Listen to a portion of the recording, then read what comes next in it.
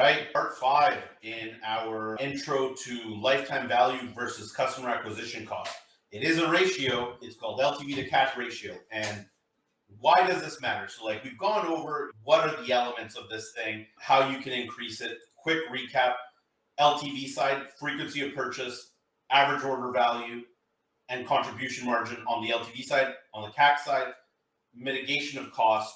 But look, like application, why does it matter? And why does it matter now? And like why we use this methodology consistently to think about all the activities that we do for our clients. It's really simple. This is going to sound like the most duh comment in the world, but if customer acquisition cost doubles and lifetime value doubles, there's no net change in profitability in theory, unless you've changed some sort of other variable cost, right? If you double one and you double the other, the ratio remains the same. That's the point. And what are we seeing currently in the market?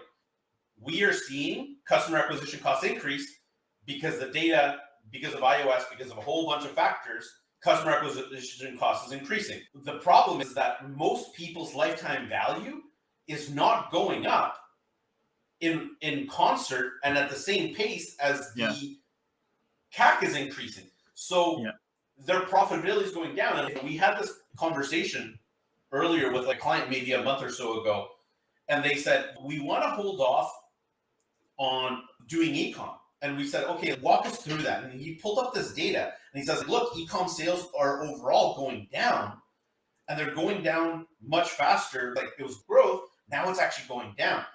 And we said to him, you are correct, it is going down, but you're not seeing who it's going down from. A lot of what's happening is that it's going down on people that did drop shipping that didn't build a brand.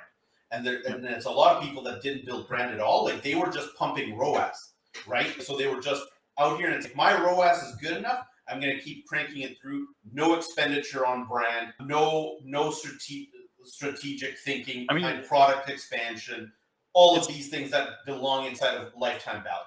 It's not needed if the money printer of Facebook is continuing to go. And that was only 2-3 years, and that came to an end. Facebook, being such a big force, it's still successful, but for a lot of those people who were profiting off of a 1.5 ROAS because their product wasn't necessarily that great, but the algorithm was really good, they're having a hard time.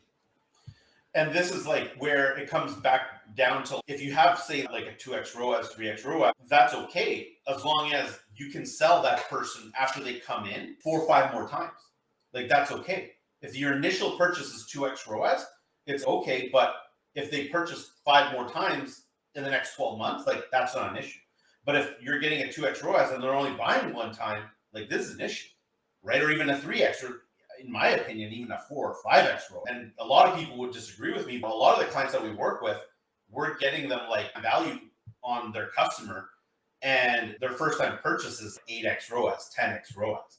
And then on top of that, they're rebuying 3 or 4 times in a year. We've been able to tune our watch to this thing, right? We watch a potential client come in, people are asking us questions, and we look at their brand.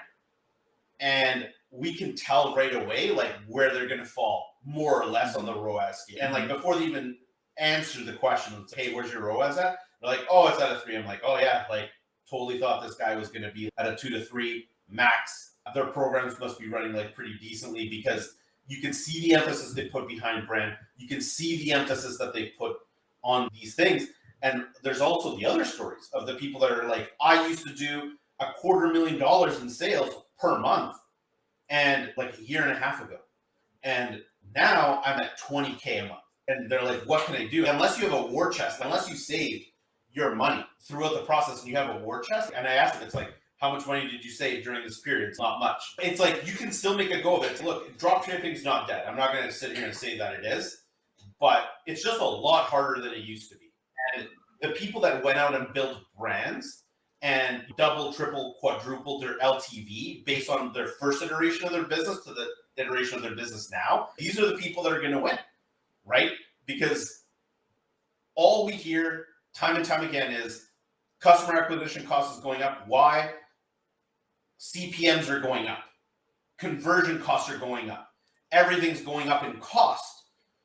But if we double or tripled our lifetime value, it doesn't matter.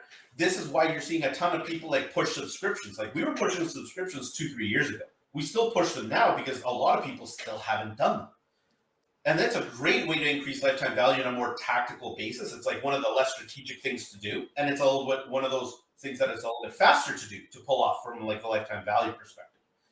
But brand building, building these models, like this is what matters. So it's all about that LTV to CAC ratio. All right. So thank you so much for tuning in to part 5 of LTV to CAC ratio. Please remember to follow us, follow the podcast, give us a like, and we will check you out in the next one.